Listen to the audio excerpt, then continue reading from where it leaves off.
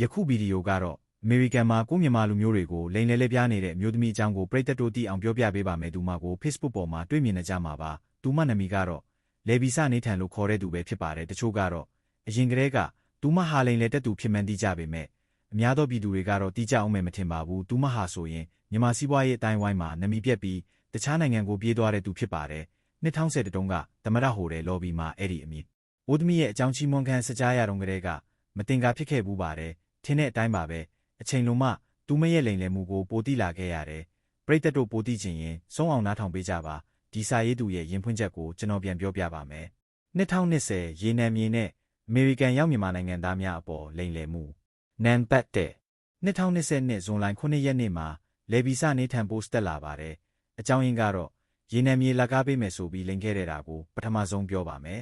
အမေရိကန်အစိုးရသည်ရေနံမြေကိုမရောင်းပါငါးရန်လောက်ကင်ခွင့်တာပေးပါသည်9နှစ်သို့မဟုတ်10နှစ်တွင်ရေနံမထုတ်နိုင်ရင်ပြန်သိမ်းပါသည်သို့မဟုတ်ဆက်လက်ထုတ်ရန်အစီအစဉ်ရှိလျင်နှစ်တက်တန်းထက်တိုးရပါသည်မထုတ်လုပ်ခင်ကြားကာလမှာအခွန်ကိုတအီးကလျင်ဒေါ်လာဈေးဖြင့်တစ်နှစ်တစ်ခါအချိန်မီပေးရပါသည်အခွန်မပေးဘဲလက်ကြော်ပါကပိတ်သိမ်းခံရပါသည်လေဗီစီမှာရှိသောမြေမှာ2020နဲ့2020တကယ်ကမြန်မာပြည်သားများတကယ်နားမလဲတော့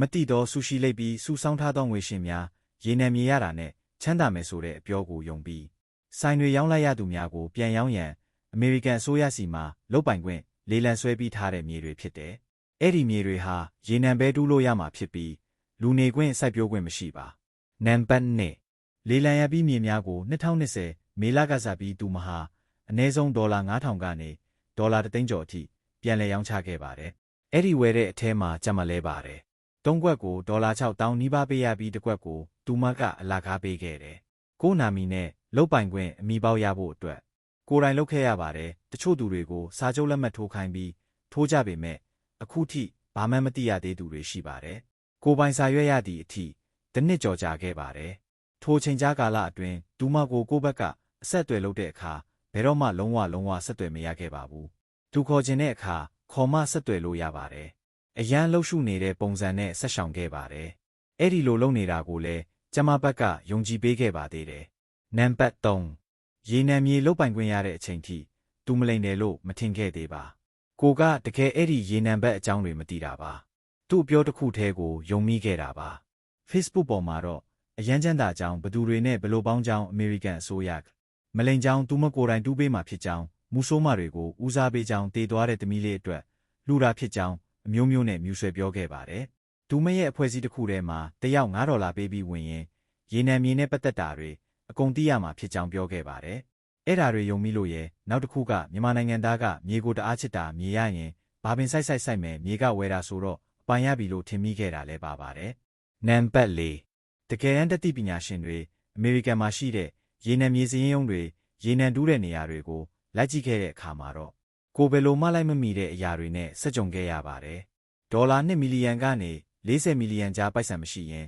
ရေနံတူးဖို့မဖြစ်နိုင်ဘူးဆိုတာတွေစတိလာခဲ့ပါတယ်။မက်ဆီကန်တွေကတော့ရရင်ရတယ်လို့ကိုပိုင်တူးကြတာလေအဲ့ဒါတောင်မှဒေါ်လာသိန်းနဲ့ချီရှိမှဖြစ်တာပါ။ကိုကနေတိုင်းဆူရှိလိမ့်မှဒေါ်လာထောင်ကနန်းလောက်ပဲမြင်ရတာပါ။တခြားလူတွေမေးတော့တချို့ဆိုသူမပြောတာကိုယုံပြီးဆူရှိဆိုင်တွေရောင်းပြီးမြေကိုဝယ်ခဲ့တာဘဝပြတ်တဲ့အထိပါပဲ။အဲ့ဒီအချိန်မှာသူမကဒူဘိုင်းမှာပျော်မြူးချိန်ပေါ့။ဒီကလူတွေကသူမပေါက်အောင်မှာကိုမင့်ပေးတာနဲ့ဘလော့လိုက်ဖြတ်လိုက်နဲ့သူမကတော့ပုံပြင်တဲ့ကနတ်သမီးလေးပေါ့။ဒါပေမဲ့ဒူဘိုင်းထိလိုက်သွားတဲ့သူမကိုဆက်ဆံလိုက်တဲ့ပုံတွေတွေးသမျှနာမည်ကြီးတွေနဲ့ဓာတ်ပုံရိုက်တင်တာတွေကြည့်ပြီးအချီကြီးထက်လိန်တော့မယ်ဆိုတာကိုအားလုံးကစောင့်ကြည့်နေတာပါ။ကိုတိုင်ကတော့ငွေတွေပါသွားတာဘာမှလုံးမရတော့တာမို့မျက်ရည်ကျခဲ့တဲ့ရက်မနှဲတော့ဘူး။အိုးလိုပဲဘူးမတိဗမတိခံလိုက်ရသူတွေအခွန်ဘလူဆောင်ရမှန်းမသိလို့ပိတ်ခံရသူတွေပြန်အပ်ချင်တဲ့သူတွေအခုချိန်ထိတိတ်နဲ့ချီယူပြီးဘာစာရွက်မှမရသေးတဲ့သူတွေရှိနေကြပါတယ်။ကျမခင်ဘုန်းဆိုရင်တောက်တစ်ခေါက်နဲ့လောက်ရတာအံ့ဩတဲ့ယုံကြည်မှုကိုစော်ကားခံရတာဟာနာကျည်းမှုကိုဖြစ်စေတယ်လို့ဆိုပါတယ်။အခုသူ့မြေတွေကရောင်းမရတော့အခွန်မဆောင်ခြင်းလို့အလကားပေးမယ်ဆိုတော့ကိုလိုလူတွေနောက်ထပ်မဖြစ်စေခြင်းတော့လို့ရေးရခြင်းဖြစ်ပါတယ်။သူ့မမြေတွေကလည်းတကယ်ရေနံမြေလောကမှာရှိနေတဲ့ဆရာကြီးတွေမယူဘဲကြံနေတဲ့မြေတွေဖြစ်တယ်။ပြီးတော့လုတ်ပိုင်ခွင့်တာကိုနာမည်ရှိတာအစိုးရရဲ့မြေစရင်းရုံးမှာတော့သူကအစူးလေလံဆွဲသူဖြစ်တော့သူ့နာမည်ပဲရှိပါတယ် ကိုမလုံနိုင်လို့ပြန်အပ်လဲသူ့နာမည်ကကြံနေတော့သူကအားလုံးအသာကြီးပဲကိုကတော့ငွေလဲကုန်အခွန်လဲဆောင်မဆောင်နိုင်လို့ပြန်အပ်ရင်သူ့လက်ထဲပြန်ရောက်အလိန်ခံရတဲ့သူတွေအကုန်စုကြပြီးသူမကိုတရားပြန်ဆွဲခဲ့ကြပါတယ်တချို့ကတော့ပိုက်ဆံရှုံးနဲ့ရှက်ကြောက်စိတ်နဲ့မလာကြဘူးသူမကတရားရုံးလာဖို့အချိန်ချင်းရှိနေကခေါ်ပေမဲ့သူမအိမ်မှာမနေတော့ပဲဟိုပြေးလိုက်ဒီပြေးလိုက်လုပ်ခဲ့ပါတယ်တခါတလေစိတ်ကျမ်းမာရေးမကောင်းလို့ယူချင်အောင်ဆောင်လိုက်နဲ့အမေရိကန်မှာတရားရုံးကနေလူချင်ရင်အများအားဖြင့်အယူလိုဟန်ဆောင်တတ်ကြပါတယ် Facebook ပေါ်မှာလည်းတရားရုံးကသူမရဲ့အမှုကိုပယ်ချလိုက်တယ်လို့တင်ခဲ့ပါသေးတယ်ဒီအမှုကမပြီးသေးပါဘူးမတိနားမလဲတဲ့သူတွေအပေါ်မှာလောက်ရက်ပြတ်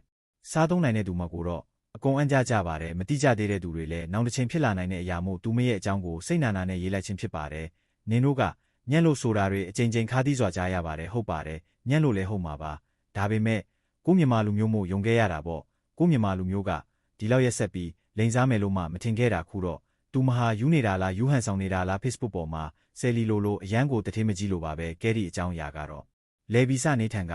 အမေရိကန်ရောက်မြန်မာနိုင်ငံသားတွေကိုရေနံနဲ့ပတ်သက်ပြီးလိန်လည်ခဲ့တဲ့အကြောင်းအရာဖြစ်ပါတယ်အမေရိကန်ရောက်မြန်မာအများအားဖြင့်တော့သူမအကြောင်းကိုသိကြပြီဖြစ်ပြီးမြန်မာနိုင်ငံမှာရှိကြတဲ့ပြည်သူတွေလည်းအမေရိကန်ရောက်မြန်မာတွေလိုအလှည့်စားမခံရအောင်လို့ကြိုတင်အသိပေးလိုက်ပါတယ်ဒီအကြောင်းကိုကိုမိသားစုသူငယ်ချင်းတွေသိအောင် share ပေးကြဖို့တိုက်တွန်းလိုက်ပါတယ်မိဘပြည်သူများလိန်လဲစားမှုမှာကင်းကြပါစေလေဗီစနေထံလိန်လဲခံရတဲ့မိတ်ဆွေများလည်းတရားမျှတမှုအမြန်ရကြပါစေလို့ဆုမွန်ကောင်းတောင်းပေးလိုက်ပါတယ်အားလုံးကိုကျေးဇူးတင်ပါတယ်နောက်ဗီဒီယိုမှာပြန်တွေ့ကြမယ်